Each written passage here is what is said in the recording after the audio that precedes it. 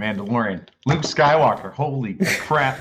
Spoiler. They pulled this off. Oh yeah, this is spoiler. Spoiler. Anyway, put it on the title. It says spoiler right out the gate. So, as many of you beloved Star Wars fans out there, yeah, the very end of the season finale, fucking CGI Luke Skywalker was Luke Skywalker.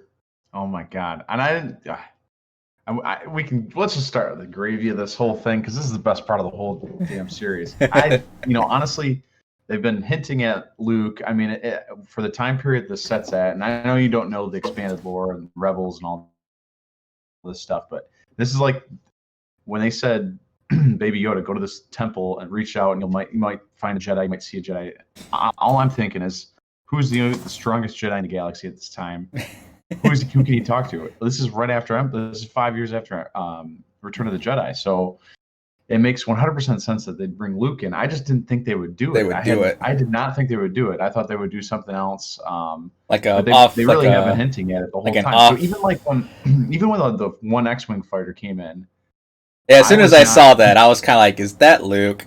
So that's kind of how I was. I was like, "Wait a second, they're not really gonna do this."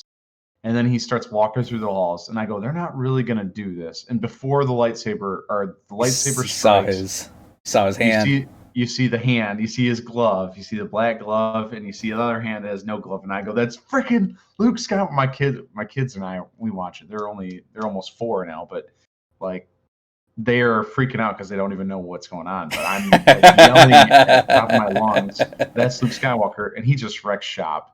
And yes, the CGI was pretty awful. Let's be honest. But yeah, I didn't care. I could not care less. It was great. It was great because I have to give applause because from the horrible new sequels, you know how the fighting between Rhea, whatever her fucking name is.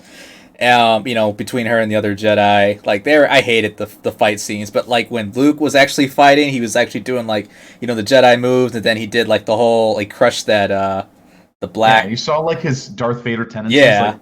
So the cool thing about this is how much it mirrored the hallway fight scene with Darth Vader in Rogue One, where he basically goes down and he does a lot of the same exact moves that Anakin does, or Darth Vader does in Rogue One, and when he crushes that last droid, it's just like, oh my god, that was amazing. It's definitely Luke. We still haven't seen his face. I mean, at this point, you've seen enough of his lightsaber. If you know his hilt, like I'm obsessed with, that's his lightsaber. So you knew it was him, but part of me did not believe it was going to be Luke Skywalker until the second you saw his face. Even when he was walking through this, they open the blast doors, he walks through the smoke and still has his lightsaber. The second I still wasn't fully that's definitely Luke Skywalker until I wanted to believe it, but I didn't want to, if that makes sense. And when it happened, I was just like, oh my god. And then they tie it into a story that's so well woven. This whole season has just been awesome. So to see it kind of come full circle and then make the most logical decision in the Star Wars universe to bring in probably the most well-known Jedi and Star Wars lore into this is just amazing. I guess that this is secret when you had Ahsoka being spoiled as Rosario Dawson coming in as Ahsoka, which was a huge spoiler prior to the season starting, and nothing came out about Luke. Hamill. Yeah, Mark Hamill. That was Mark Hamill's voice. He reprised his role. He was credited for playing Luke Skywalker in this. So he was actually. I did hear some rumors. He kept but it was he's always on set because it's Mark Hamill. He always has a special pass. So no one thought anything of it.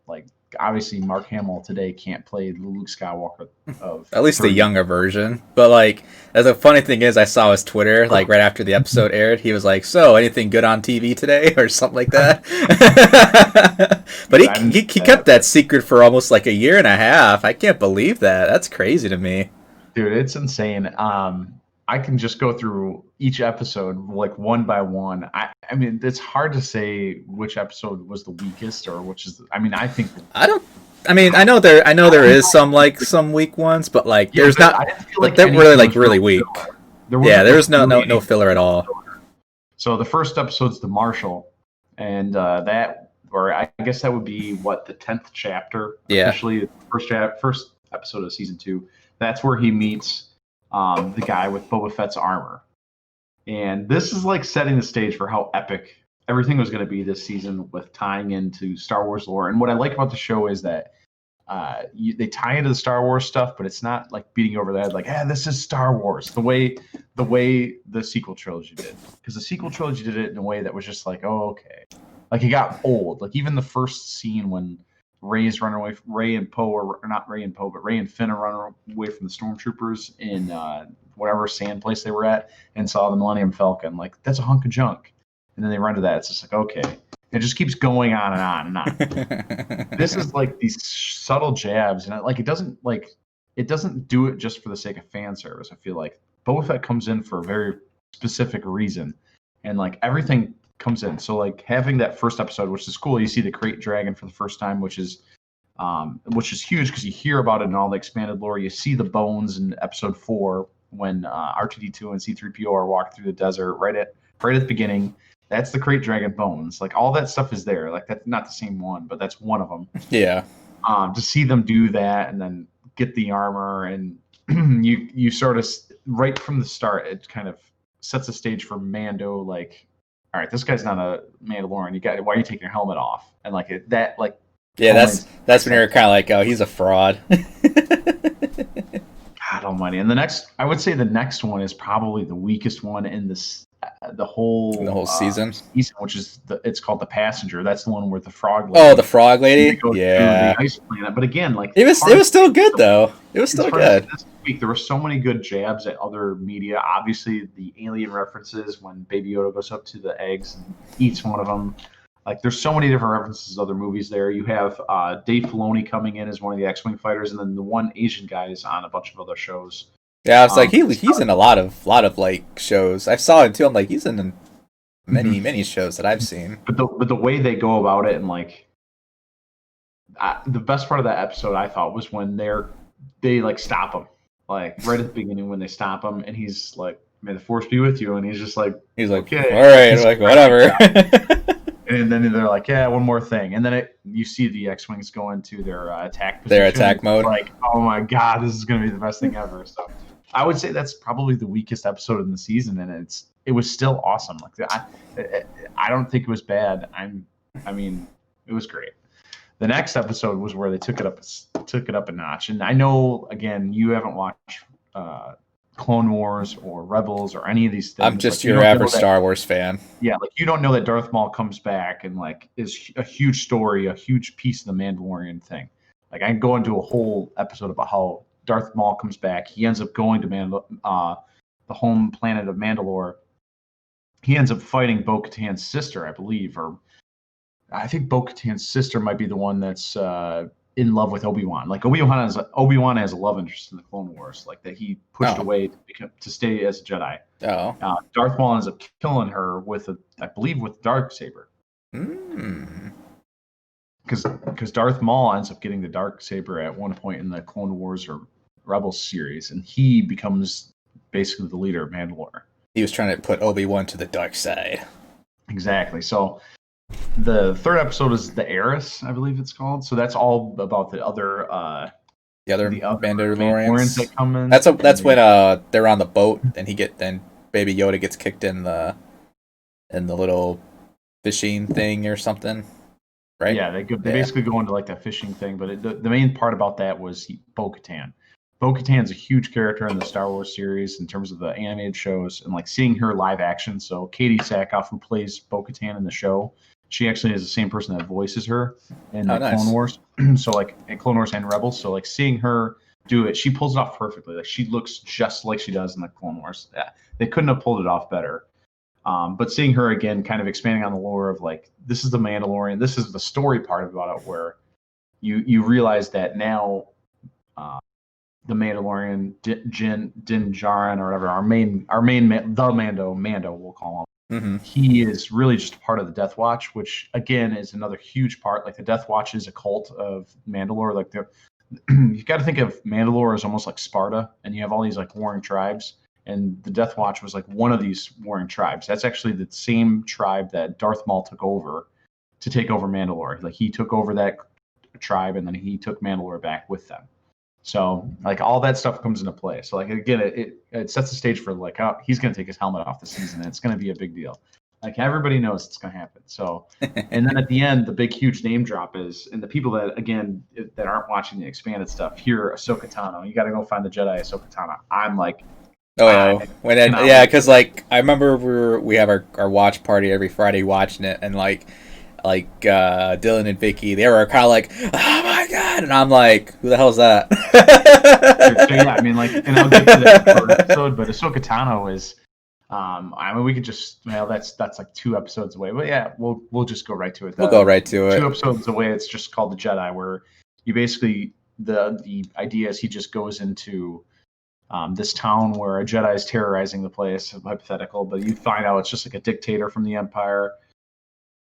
He ends up finding Ahsoka Tano, and she basically refuses to train Grogu. And the whole, like, if you know the whole expanded lore, this is Anakin is Ahsoka is Anakin's Padawan. So like this is the person that Anakin trained. So like she had already fought Darth Vader, and did she ever knew that it was him or no? Like she did because she hit him in the face with her lightsaber with his helmet on, and you could see his face. Show his face. So like it's a huge part of like they have a big duel in season 2 or 3 of Rebels, and she hits his helmet, and you can see like this busted up face of Anakin Skywalker, and it's the same Anakin animated as it is in Clone Wars. So like all this stuff ties in together. So now she's like, I refuse to do this because it's, I don't want to, like, I could see the anger in him just like Anakin. So, and the whole story with Ahsoka is she's not really a Jedi. It's like, it's funny that they call her a Jedi because she isn't technically a Jedi. It's like, I'm neither. Yeah, like I'm neither. I do my own thing. She's what's called a gray Jedi, or if you want to call it that. They're basically a Jedi in between. So like that's why like her sabers are like white, because she's like neither bad nor good.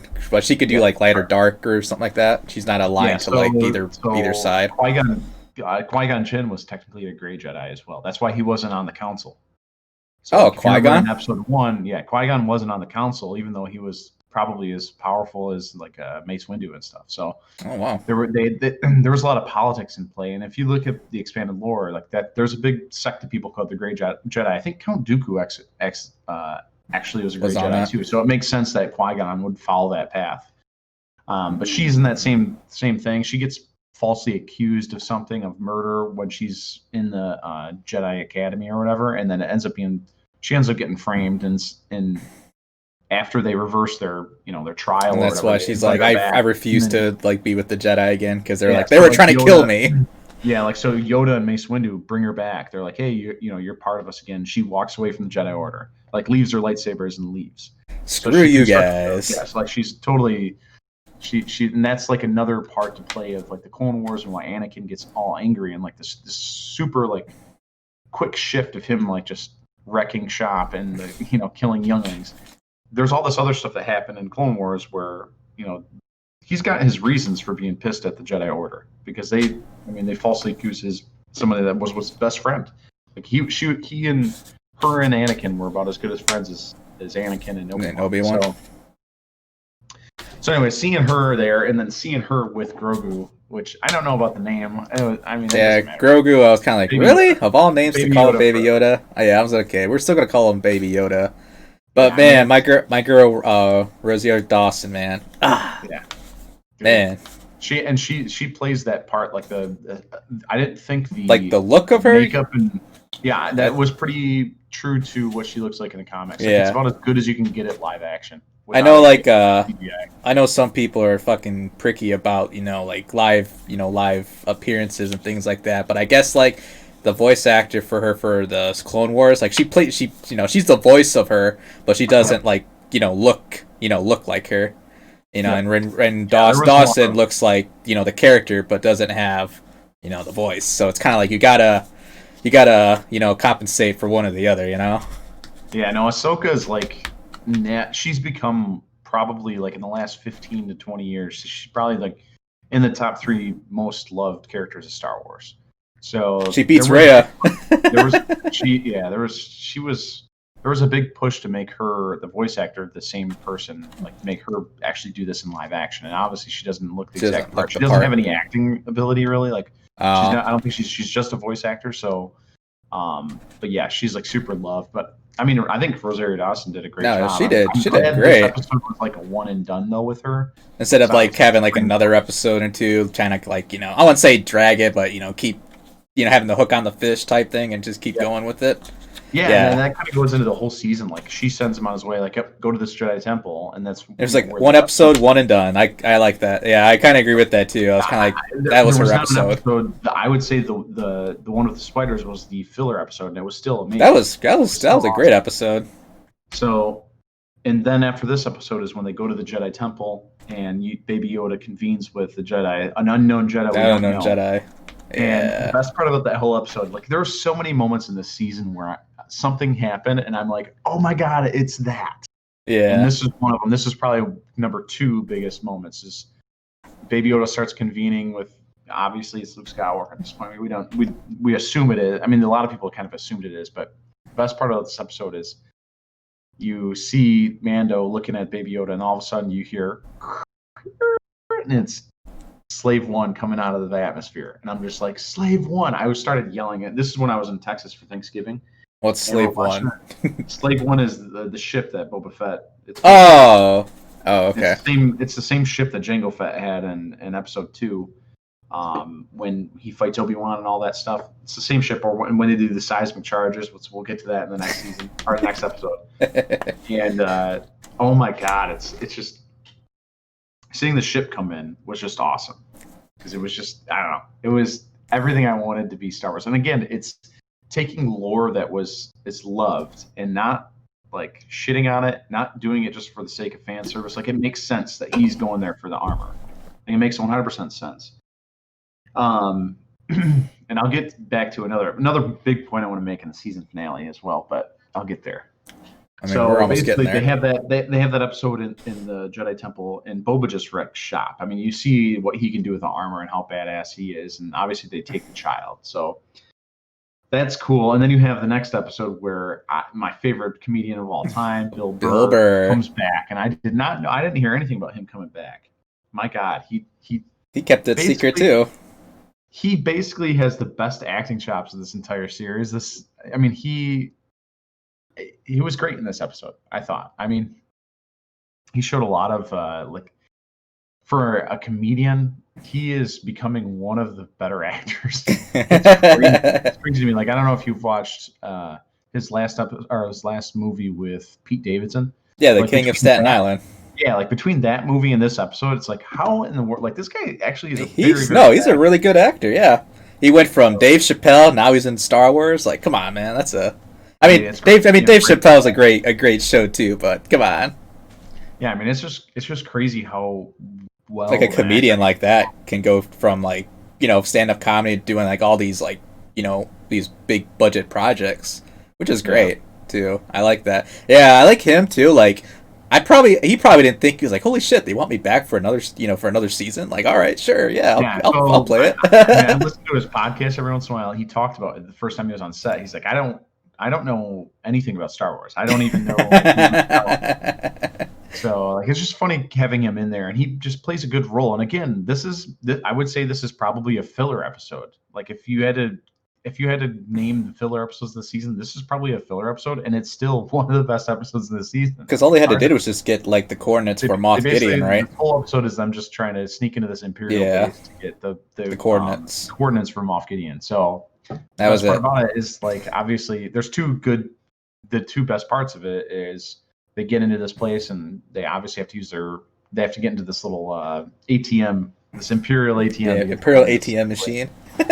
And basically Mando has to take his helmet off, and it's just like this huge moment, like a huge moment, and you can tell, like, he would do anything for the kid. What he wants to do, and then it's like he's super torn on doing it, and then he does it, and it's just like, okay, all right, I'm done with that. And obviously the monologue between this, like, clearly like Civil War racist guy, the douchebag commander. Bill Burr plays Mayfield, right? That whole conversation was straight out of not Django Unchained, but Inglourious Bastards. Like the whole scene in the bar in the basement in France. Yeah, It at was the very exactly beginning. like that whole. No, not that one. The one Oh, when they have the shootout in the bar when they're sneaking into like the compound to meet the French actress lady or oh, whatever. with the card. Yeah, okay. Yeah. That's like that whole scene. So It like was basically like that. It's very it was it tense. was it was so good. And then obviously he shoots him because he's like F this guy. Yeah. I love how he looks at Mando. He's like I could not do Mando's it. like, It was like Django Unchained at that point where Christoph Waltz shoots Leonardo DiCaprio. he's And like, he's I'm like, sorry. sorry. I had to. I had to. to do it. It was just that moment, and then obviously they shoot their way out. They get back to Boba's ship or whatever, or they don't even get to Boba's ship at this point. Oh no, they do. They pick him No, up. they did. Yeah, they got him on the roof. And then the best part of the whole episode, I thought, I was like, this is like the small things, the small touches. There's just no detail. There's no like, it's like when you're playing a very, very good video game like Skyrim, and it's like there's a little rock over there, and you look at the rock, and you look at all the details in the rock, and it's just like somebody had to code all this stuff. It's the same thing like that. And you see It's a very Slave nice One- rock. You see Slave One fly away. It looks exactly like it did before. And of course, you have the seismic charge. The two TIE fighters come after it. The seismic charge. I see the little thing pop out, and I go, "Oh my god, they're gonna do it just like Episode 2." It comes out, and you hear, and it sounds just like the whole audio just cuts, and it goes and it kills them. Oh my god. The whole season, there's so many nerd out moments, like especially if you're a fan of the prequels. If you're a fan of the prequels, like obviously you're not the best It's movies bad anymore. for me because I remember the prequels more than I do like the OG trilogy. Because I do too. I watched them probably more. I was gonna say, I think for like this season too, like I think it rewards the people that actually watch like the cartoon versions, like the Clone Wars, the Rebels, like. I think the cartoon version. I don't even think like if you read the books, there's not a lot in there. But if you took the time and actually watched like all the cartoons that they made for Cartoon Network and things like that, it rewards those fans, and then it actually pays off like long term, and everyone's all like, "Oh my god, like it finally fucking paid off." Dude, I think that is like pretty. I think that is pretty awesome. That like Jon Favreau is all like, "All right, guys, I know Disney fucked up, Star Wars. I gotta save them now." So. Yeah, I mean, the thing about it is, it's doing exactly. I mean, it's so good on a storytelling level. It's also such a good on a business level. Like they're doing exactly with Star Wars what they're doing with the MCU, and this is the first time it's really been successful. Yeah. Like they try to do it with the movies and just pump out movies, and it doesn't work because it's Star Wars. It's a little bit different, but they're doing it and they're setting up all this stuff for their Disney Plus thing, and it's so good on a business level, but it's also not. It's taking all those things that everybody loves, like the animated series and the prequels, and it's not shitting on them, it's building on them, and it's making them even richer. It makes people that like you that haven't seen Bo-Katan come up probably want to go watch Clone Wars. Like there are episodes that are absolutely terrible of that show. Like it's a kids show. Yeah. It is total garbage. I would say skip them. But there are episodes of those shows where there's a couple episodes where all it does is follow Yoda around when he goes to these different Jedi temples, and he goes to the Sith temple and he talks to Darth Bane. And like if you know the Old Republic video games and all that stuff, like Darth Bane is the one who created the Rule of Two. So like in Darth Sidious talks about the Rule of Two, and there can only be one. There can only be two. There's a master and apprentice. Like Darth Bane's the one who made up that rule. That. So like if you have played the video games 20 years ago, you understand who Darth Bane is. He shows up and talks to Yoda as a Force ghost. So like that's the kind of thing that it goes into it, and it builds on from that. Into that, and we've got the Bad Batch coming up, which is another show that's coming to Disney Plus, which I'm super excited for because it's basically Clone Wars season 7 or 8, whatever episode or season they're on. So, but anyways, back to Mando season finale. Holy shit! So. Well, before you talk about that, I really love Moff Gideon, dude. Like he's I think my favorite villain so far in the whole. There's not that many villains to go around for Star Wars that I know, but like, I fucking love Moff Gideon, dude. He's great. Dude, compared to like a Hux. Yeah. Why couldn't they have just done something like that for the sequel trilogies is beyond me. Like, and I think the last movie, there was that one Imperial guy that was still like a diehard Sidious commander. He was part of like the first, not the last order, I guess it is. He was super cool, but they didn't explore him enough because he Yeah. was introduced in the last one. If he would have been there the whole time, like he could have been the Tarkin of the original, the sequel trilogy. But yeah, I totally agree. Moff Gideon's great. I mean, he plays Gus Fring for sure. Like he's totally go. I can't get past him. Apoyos being Gus Fring. Hermanos. Yeah, like I can't get past him being anybody other than Gus Fring. But it works for the show. It totally works for the show. He's great. I love when he's like, just take the child. You can get out of here. And then he obviously he pulls like, the knew dart. what was going to happen, but it was so good. The one thing I wanted to mention about this is there was one the whole they get onto this this light cruiser, which the light cruisers again, all the ships and everything, they're going right from the source material, like that's established in Clone Wars and the other and Rebels, and they're pulling those ships even like to the detail of the ships and making it all canon and making sure it all fits narratively.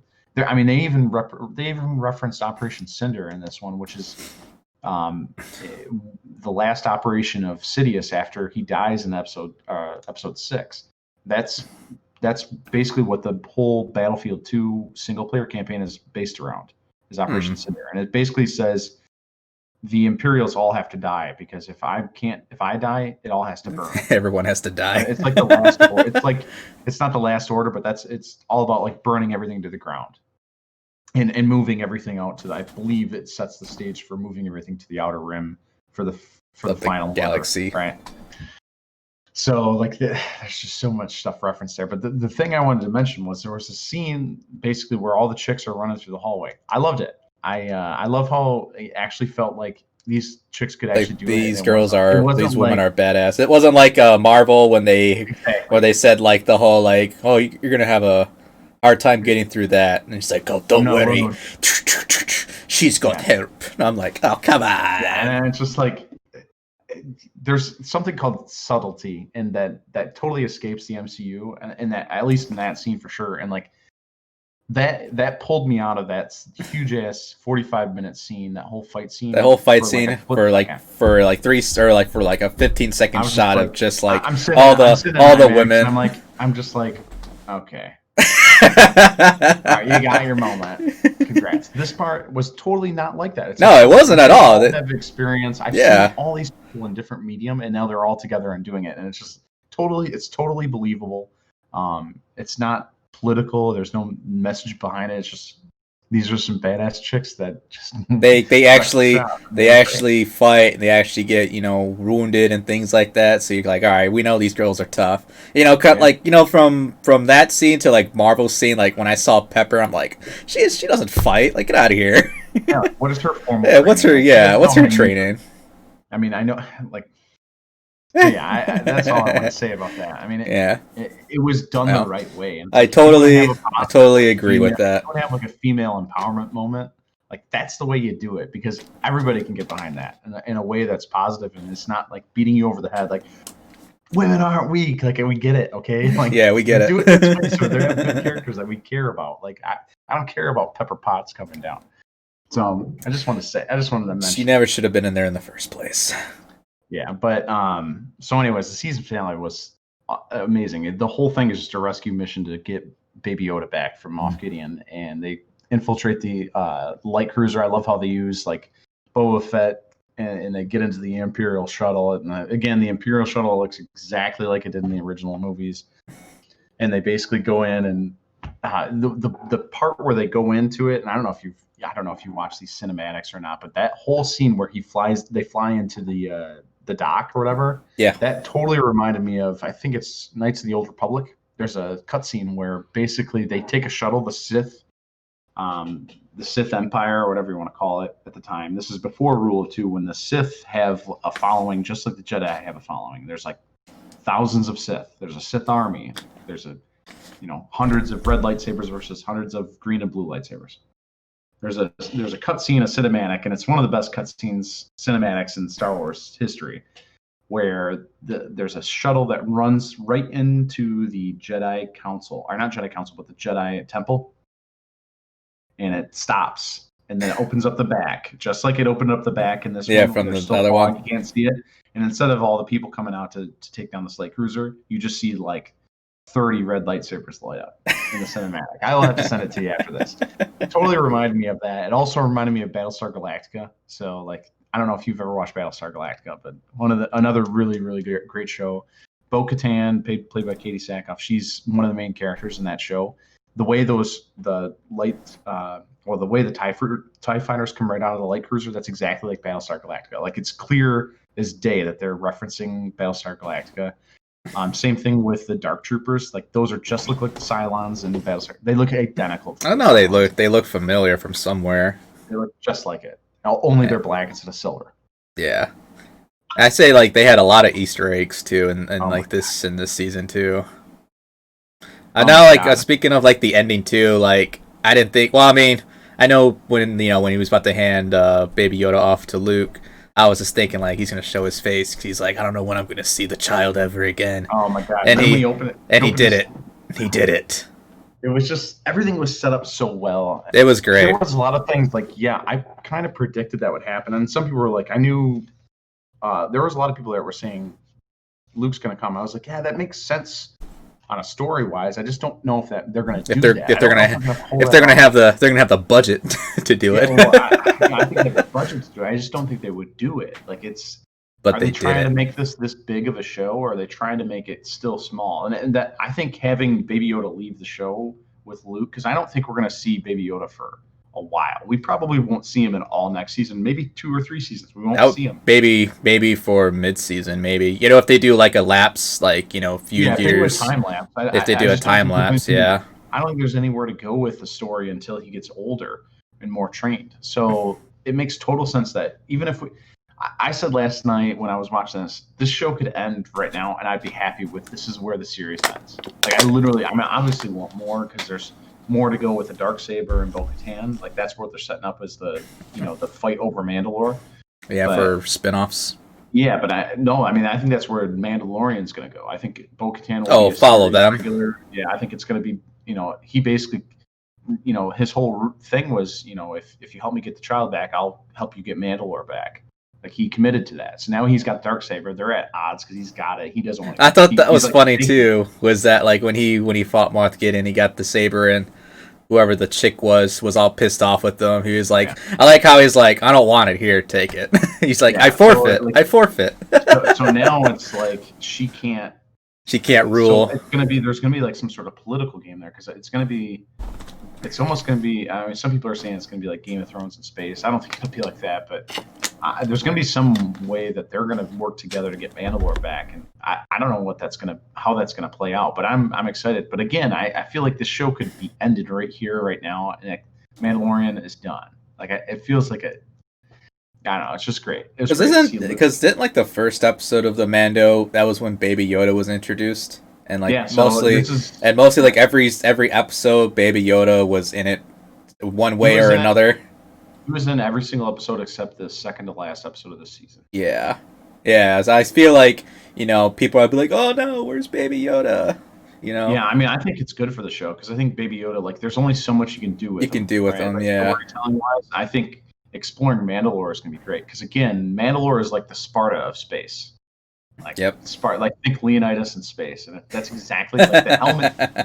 even the way the helmets are designed, they look like exactly like the helmets. Like, the parallels between that, like it's crazy. So I don't know. The whole season, I don't know what it's a 5 out of 5 for me. I love it. I love every single second of it. I like how the one thing too is that when they actually emphasis on like how strong his armor is, and they actually showed it, like I was actually like, finally, okay, that's not like he's not wearing it just for decoration. He actually like gets hit by the saber and gets punched by those black robot looking dudes, and it doesn't break or anything. And I was like, finally, they're showing like how good his armor is, instead of just. It makes sense on the lore too. Like, and if you're deep into it, it's like the Mandalorians fought the Jedi for years. Like there was a Mandalorian, like they fought each other. Like the Darksaber was the lightsaber of the first Mandalorian Jedi.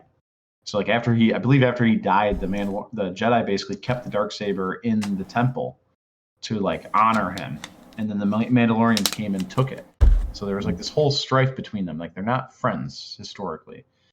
So like seeing them together, like especially kind of going back to that Ahsoka episode, how awesome was the cinematography in that? Like seeing the Asian background, like that, it's clear as day. It's like an old school Asian like Japanese film, like the fight between Ahsoka and the one chick, and then It's the like whole a garden. the Western shootout between him and the other, like the gun for hire.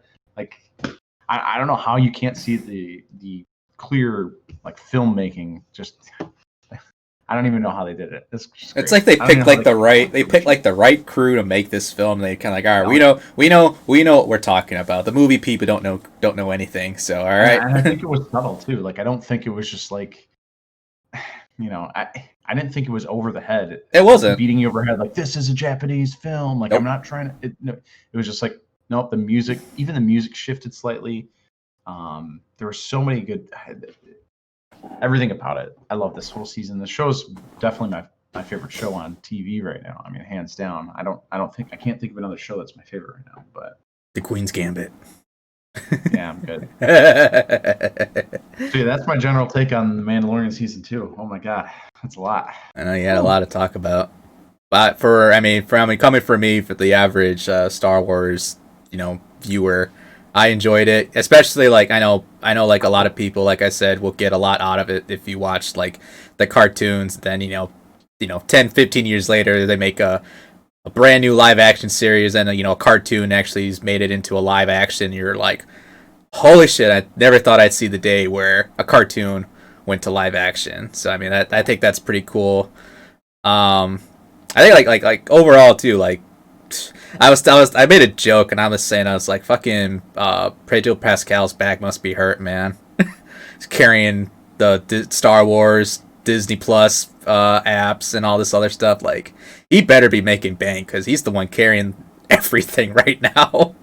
I mean, so is John Favreau, yeah, but it's more of Pedro because he's like. I mean, I would say Dave Filoni and John Favreau. I mean, they're the two. And I don't know if you know who Dave Filoni is or anything, but Dave Filoni is basically the next George Lucas. Like he's the reason why all these different directors are able to come in here and have all these specific details that are like to the grain, correct and lore, is because Dave Filoni's in there. Like he is the one who created Clone Wars. He's the one who created the Ahsoka character. Like he has been in this world for 20 years. So like, if anyone knows anything about Star Wars, it's me. I mean, he knows the stuff. He knows the stuff. He's the reason that he obviously wasn't involved in the sequel trilogy. Like it was a big mistake. There you go. Not involve him. And it was clear as day that he wasn't involved because a lot of the stuff that happened there just wouldn't have happened. I mean, just wouldn't have. Nope, not in a million years. I'm really hoping too. Like my whole theory is like when Luke showed up and like he took Baby Yoda. I was just thinking like. So we're just gonna forget about the sequels that happened. So we're just gonna say, all right, those movies, like those never happened. Okay, I have a feeling that's gonna happen. So like I give it like season 4 of Mando if it goes that long. But like if they do another like expansion of something else, and it leads to like episode 7, it had nothing to do with episode 7 or something like that, and they're like, all right, guys. This is the brand new. This is your request. We saw your petitions that you don't want the sequels, that it never happened, it never existed. Well, here you go. We're making a episode 7 Redux. So I mean, I would say it's probably the total opposite is going to be, and the reason why I would say that is because Clone Wars is basically. If you watch Clone Wars all the way through, it's clearly like bridging the gap between episode 2 and 3, and it makes more sense. Everything in episode 3 that happens makes so much more sense when you watch all the Clone Wars. I think this show could be like that for bridging the gap between episodes 6 and 7. And like a good example of that is showing how they're basically developing Snoke in those tubes. Like that's the whole reason why they're trying to get Baby Yoda's blood. They need the the midichlorian count, which goes back to the prequels. It ties back to the prequels, to basically build Sidious and Snoke back. So it makes sense. So I mean, I think they'll do it and build it. If they can do it, build it up to a way that it actually is a benefit to the sequel, and I think that's what Dave Filoni does so well. My from everything they've done this season, I think that's more likely to happen, is them building on the lore and actually making those movies make more sense by watching, 4 or 5 other seasons of a bunch of different other series. Yeah, as much he's like, I know the movie is ass, but I'll somehow find a way to make it all make sense, making it all connected somehow. I want to put trash into gold. That's what I'm gonna do. I'm turning trash into gold. But yeah, so is that it for the Mando? Oh Mandalorian yeah, that's all I got season to say. 2. Holy crap, I could talk about that for hours. But yeah, I mean that's my general take of the series so far. It's season 2. It's 5 out of 5.